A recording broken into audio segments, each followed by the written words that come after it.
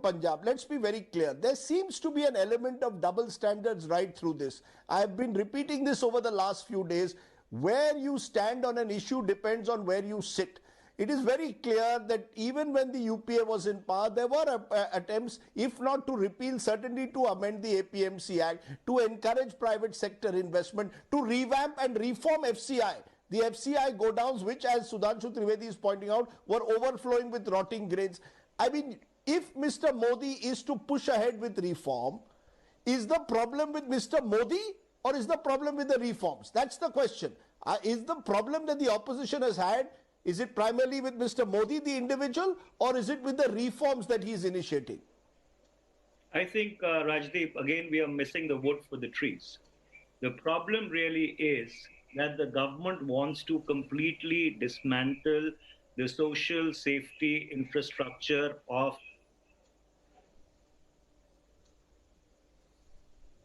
price is not confined to wheat and rice alone.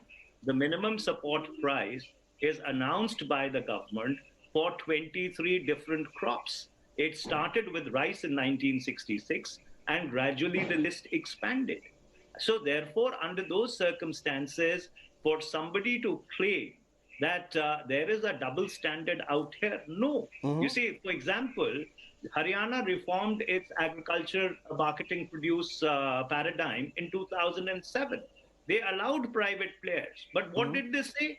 They said that no trade below the minimum support price will take place. And if it takes place, it's void ab initio, and you are liable to be imprisoned if you actually trade below that floor price, which is the minimum support price.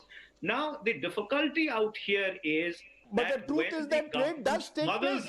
The truth is that trade does take place even now below the MSP. Manish Tiwari ji, the truth is that even today trade does take place below MSP. Farmers have had to sell, for example, maize this year has gone well below the MSP has been sold. Farmers are in a sense hostage to middlemen. They are in a way also even today. It's not as if today the farmer is in a situation where he has strong bargaining power. The challenge is to increase farm incomes. The challenge is to increase farm productivity and at the same time perhaps take a lot of people out of farming into other sectors as well. So this is a multiple problem. Mr. Modi says he's bringing these reforms because the 21st century India is not 1966. Rajdeep, again, you do not address the problems of the agrarian economy by handing over India's public procurement paradigm completely to the private sector.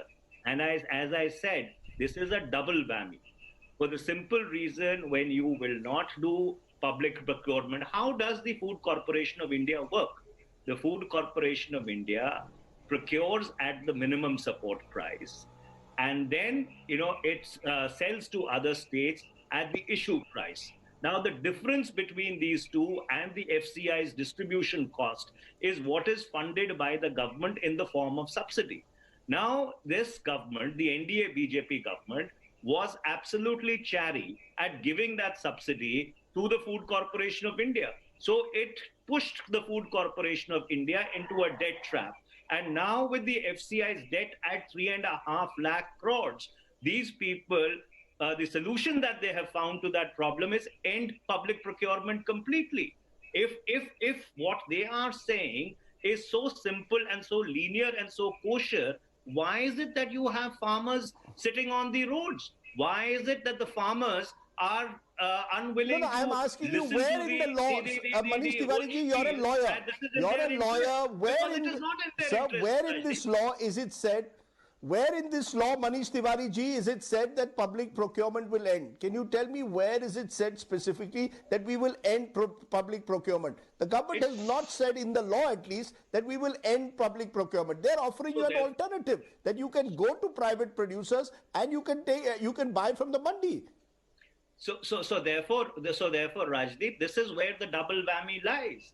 If the government's intent is all that kosher, please write it into the law that the minimum support price and the public procurement paradigm will continue.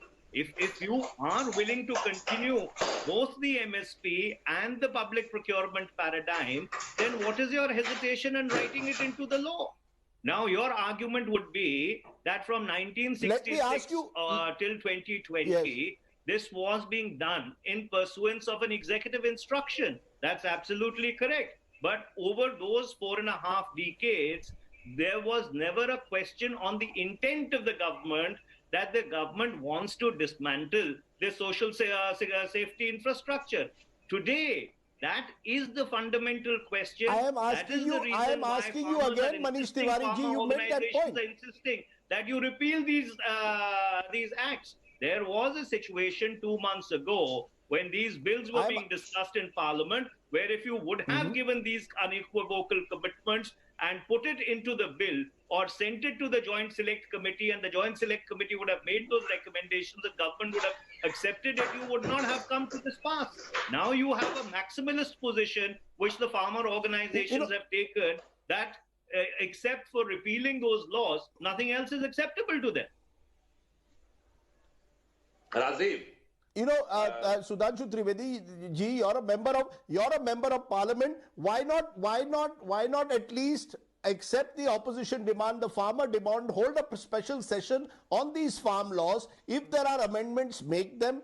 Why short circuit the process? The problem has come here because the process has got short circuited. You speak to many politicians in private. Most of them agree that the APMC Act needs to be reformed, if not repealed, certainly needs to be amended. But the manner in which this has been done suggests that the government wants to bulldoze its way, that it doesn't want to listen to others. It only listens to its own voice. Why not hold a special session of Parliament now and try and find a way out? Rajdeep, those who are saying that it is an attempt to bulldoze, they themselves quote that the idea was mooted in 2003 in Vajpayee government. Then subsequently went on during the UPA 1 and UPA 2.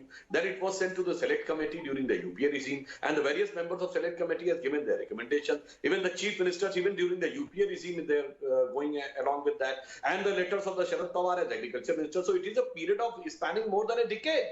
Where is the question of not consulting or not following the process? And as far as what happened in the parliament, it was the most dastardly scene since the inception of the Rajya Sabha. Otherwise, they could have gone with the discussion, and the entire country has seen on the television. But you have seen a very peculiar logic from the Congress side. Whatever is not written, it is to be assumed that it is written. And whatever is not there, it is written in the executive order. It has to be there in the law.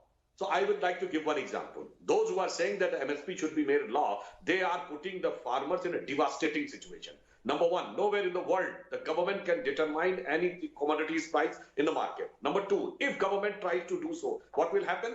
In these type of product, anything can affect the quality because the price is related to quality, which I think the learned lawyer like Manish Tiwari ji can understand. It cannot be irrespective of the quality. So what happens if there is a certain rain, there is a certain moisture, then they will say, oh, this is not the quality, so we will not take it.